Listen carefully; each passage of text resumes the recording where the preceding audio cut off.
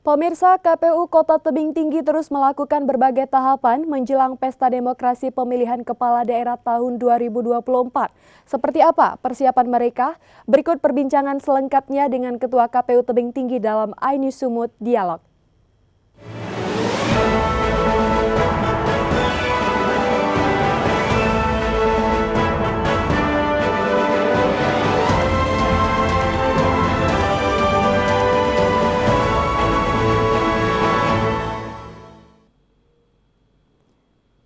Halo, apa kabar pemirsa iNews Sumut Dialog hari ini? Kita akan membahas mengenai kesiapan KPU Tebing Tinggi dalam tahapan Pilkada 27 November 2024.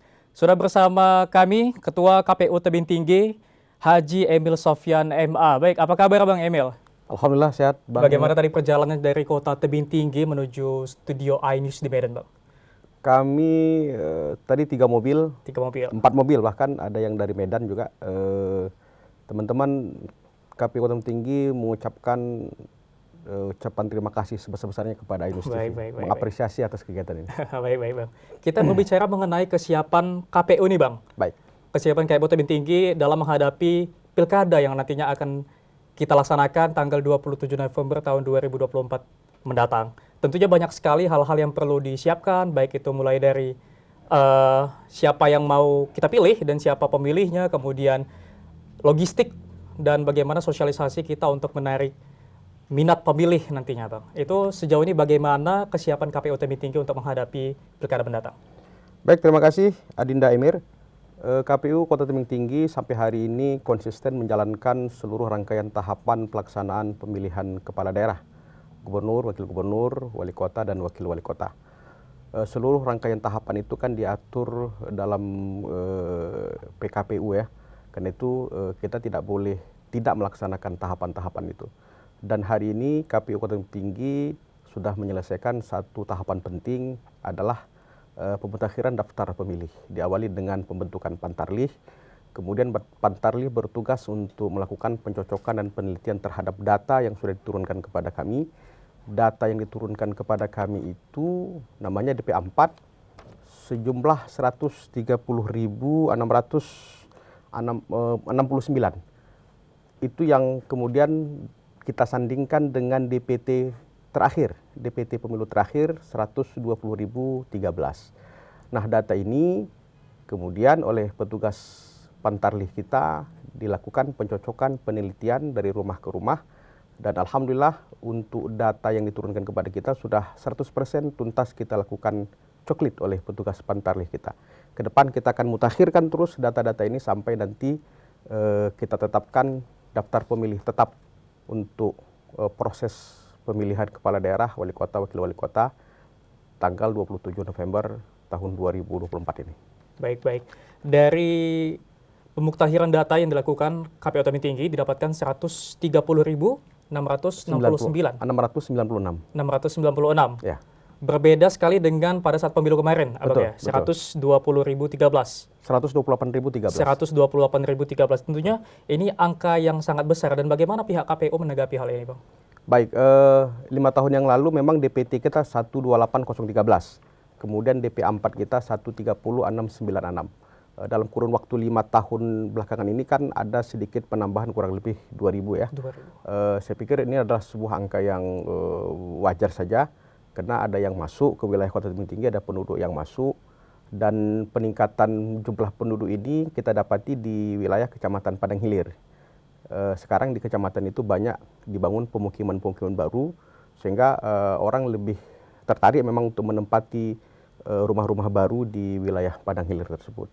Walaupun juga di wilayah-wilayah kecamatan lain juga terjadi penambahan. Nah, ini kan data yang masih perlu kita sinkronisasikan. Pasti nanti akan ada data ganda, dan data-data ini akan kita betul-betul bersihkan, baik itu nanti lewat rakor-rakor secara nasional yang dilakukan oleh KPU RI, sampai data tersebut bersih dari data-data ganda. Dan kami pastikan bahwa data ini, data yang dilakukan oleh petugas pantarlih kita, mereka datang dari rumah ke rumah, itu adalah data yang betul-betul valid. Jadi kalau memang dia meninggal, ya dicoret. Baik. Meninggal dibuktikan dengan surat kematian, ya kita coret gitu kan. Kadang-kadang kawan-kawan Pantarli sampai ke kuburan memastikan bahwa pemilih tersebut meninggal gitu. Oh, betul, baik. Jadi data ini adalah data yang akurat dan tidak perlu diragukan lagi. Saya pikir itu. Kalau dari KPU sendiri Bang, untuk permasalahan seperti pemilih yang tidak mendapatkan surat panggilan misalnya, untuk memilih di TPS yang sudah ditentukan itu bagaimana?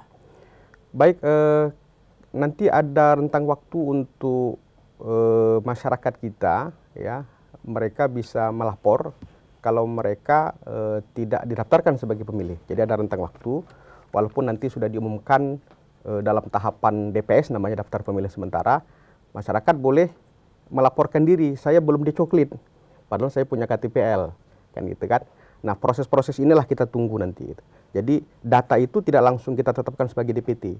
Penetapan DPT itu nanti kurang lebih di bulan 9 atau bulan 10. Bulan 9. Jadi panjang betul rentang waktunya untuk data-data tersebut kita mutakhirkan.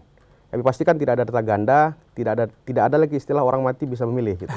Baik. Itu kira-kira. Baik Bang, baik. Cukup apa ya? Cukup harus betul-betul serius untuk apa namanya menjalani tugas ini Bang ya. Betul. Harus betul-betul disinkronisasikan dengan betul datanya dan divalidasi lagi ulang Bang ya. Betul. Baik, untuk pelaksanaan pemilihan kepala daerah ini tentunya KPU tidak berjalan sendiri Bang ya. Betul. Ada rekan Bawaslu. Ya. Nah, bagaimana sejauh ini kerjasama KPU Tebing Tinggi dengan Bawaslu Kota Tebing Tinggi untuk menghadapi Pilkada 27 November nanti Bang? Baik, Bawaslu itu mitra kerja kami yang baik. Kita sudah menjalani proses kerja bersama ketika Pileg Pilpres kemarin. Dan alhamdulillah hasil kerjasama ini Tebing Tinggi tidak ada PHPU, tidak ada juga PSU, tidak ada pemungutan suara ulang, tidak ada juga PHPU gitu ya, yang sampai ke Mahkamah Konstitusi. Nah, ini kan merupakan sebuah langkah penting. Kita sudah bangun komunikasi yang baik dengan teman-teman Bawaslu, dan teman-teman Bawaslu juga melakukan pengawasan yang cukup signifikan terhadap kerja-kerja KPU. Dan mereka selalu memberikan masukan kepada kami agar setiap tahapan-tahapan yang kita lakukan itu tidak berbenturan dengan regulasi dan dengan pengawasan kawan-kawan Bawaslu. Jadi kami merasa nyaman bekerja sama dengan teman-teman Bawaslu hari ini. Baik. Berarti suatu hal yang harus diapresiasi juga Bang ya. Betul. Bahwasannya tidak ada kendala sejauh ini bagaimana kerjasama dengan Bawaslu, mengingat kemarin pemilu sudah berlangsung secara aman, damai juga Bang ya, dan tidak ada apa tadi penghitungan suara ulang atau pemungutan suara ulang. Betul. Baik. Dan melihat angka pemilih tadi Bang cukup besar ya angkanya. Itu bagaimana cara KPU Kota Tebing Tinggi untuk menarik minat untuk meningkatkan partisipasi pemilih nih Bang? Mengingat angka golput itu pasti selalu ada di setiap pemilihan kepala daerah maupun pemilu, Bang. Bagaimana? Tingkat partisipasi kita kemarin dalam pelaksanaan Pileg Pilpres itu hampir mencapai 86%. Dengan raihan suara, dengan raihan pemilih yang hadir ke TPS itu kurang lebih 98.000 yang menggunakan hak pilih dari 128.000 pemilih kita. Artinya apa? Bahwa tingkat partisipasi dengan angka 86% itu sesuatu yang cukup menggembirakan kami. Kerja ini bukan kerja KPU sendiri, ya. Lewat divisi Sosdiklik, sosialisasi pendidikan pemilih, partisipasi masyarakat, dengan kegiatan-kegiatan sosialisasi yang kita lakukan, dibantu juga pemerintah kota, wali kota, stakeholder di Kota Tebing Tinggi itu membantu kerja-kerja KPU untuk melakukan sosialisasi tahapan, untuk mensosialisasikan mekanisme pencoblosan, untuk mensosialisasikan jumlah peserta pemilu. Jadi semua elemen kami pikir adalah sudah memperlihatkan kerja baik terhadap proses pemilihan ini. Dan yang perlu kami apresiasi juga adalah teman-teman dari Polri dan TNI. Mereka juga terus mengawasi, mereka juga terus ikut turun sampai ke bawah gitu ya, untuk mensosialisasikan tahapan-tahapan Pileg Pilpres kemarin. Dan karena itulah kami tidak begitu khawatir terhadap pelaksanaan pemilihan kepala daerah di masa yang akan datang, tanggal 27 November. Kami yakin Parmas tingkat partisipasi masyarakat bisa mencapai 90%. Baik. Untuk mencapai 90% itu dibutuhkan sekitar berapa persen lagi tuh Bang? 9 untuk mencapai 90% ya, dari Bang Poldam. Itu langkah apa yang akan dilakukan KPU Tebing Tinggi untuk mencapai 90% tersebut? Iya, sosialisasi adalah sesuatu yang penting ya.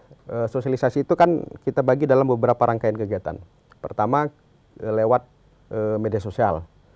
Salah satu media penting ini adalah News TV.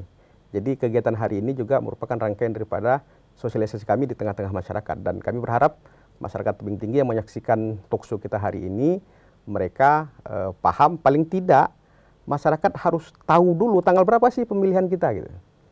27 November, itulah yang akan kita gaungkan. Nah, persoalan siapa nanti yang akan mereka pilih, itu ranah sosialisasinya kan berbeda lagi. Baik. Jadi ada tahapan-tahapan sosialisasi yang bisa kita lakukan, bukan hanya lewat mengenalkan calon itu dengan alat peraga gitu ya, tapi kegiatan-kegiatan yang sudah diatur dalam regulasi kita itu juga ada. Pendidikan pemilih kita bagi dengan pola 11 basis ya, 11 basis pemilih. Itu ada pemilih pemula, pemilih disabilitas, pemilih wanita, pemilih keagamaan, pemilih muda. Jadi 11 basis ini yang menjadi sasaran sosialisasi kita. Baik. Dan tentunya angka paling besar itu untuk pemilih yang ada tadi Bang, presentasi yang paling besar itu pemilih muda. Betul tidak? Iya. Pemilih muda. Pemilih milenial ya. Milenial ya, generasi Z ya. Ya. Lalu bagaimana langkah KPU, kan mungkin caranya berbeda ya, untuk menarik hati para generasi muda ini Bang. Lalu langkah-langkah seperti apa yang akan KPU lakukan untuk menarik hati anak-anak muda ini? Pertama kita harus bisa melihat apa sih yang menjadi budaya anak-anak muda hari ini misalnya. Ya. Jadi lewat pendekatan-pendekatan itu, hari ini kan anak-anak muda kita, generasi milenial pasti tidak jauh dari gadget ya. Nah, karena itu pola pendekatan yang kita lakukan juga adalah pola-pola pendekatan media sosial gitu ya. Contoh misalnya kita kumpulkan nanti anak-anak muda itu untuk membentuk satu komunitas komunitas pencinta atau pemerhati demokrasi. Anak-anak muda kita kan hari ini kan tidak begitu menganggap penting proses demokrasi ini. Bahkan sedikit skeptis ya. Iya betul. Nah itulah yang ingin kita rebut pangsa ini gitu ya, pemilih milenial ini. Karena itu ke depan kami ingin melakukan satu kegiatan yang pasti akan bekerja sama dengan instansi-instansi terkait supaya jangkauan untuk menarik perhatian anak-anak muda ini bisa terpenuhi. Di Kota Tebing Tinggi itu misalnya ada dinas perpustakaan. Kita ke depan akan melakukan komunikasi bagaimana dinas perpustakaan bersama dengan KPU Kota Tebing Tinggi bisa bersinergi untuk melakukan satu rangkaian kegiatan penting, menarik anak-anak milenial, mereka nanti punya perhatian terhadap perpustakaan daerah, tapi juga punya perhatian penting juga terhadap proses pelaksanaan pemilu kada ini. Misalnya kita akan buat debat demokrasi misalnya, ya kan? Siapa pesertanya? Ya anak-anak muda, anak-anak milenial. Gitu. Baik. Jadi pengetahuan-pengetahuan tentang pemilu itu akan kita masukkan dalam materi-materi debat demokrasi itu. Baik. Kita sudah cukup panjang nih Bang berbicara soal persiapan KPU Kota Tebing Tinggi nih Bang. Ya. Nah, sebagai akhir dari perjumpaan kita hari ini, bisa Abang kasih kesimpulan untuk para pemirsa ataupun para pemilih yang ada di Kota Tebing Tinggi nih Bang. Ya, baik, terima kasih Bang Emir. Kami berharap masyarakat antusias terhadap pelaksanaan pemilihan kepala daerah, khususnya pemilihan gubernur, wakil gubernur, wali kota yang akan kita gelar tanggal 27 November di masa yang akan datang. Jadi hadir ke TPS, gunakan hak pilih, jangan menjadi golput. Saya pikir itu Bang Emir. Baik. Terima kasih Bang Ebil dan terima kasih sudah berhadir di studio iNews TV hari ini. Baik, terima kasih pemirsa telah menyaksikan iNews Sumut Dialog hari ini. Saya Emir Syapurba bersama Ketua KPU Tebing Tinggi pamit undur diri. Horas, sampai jumpa. Wassalamualaikum.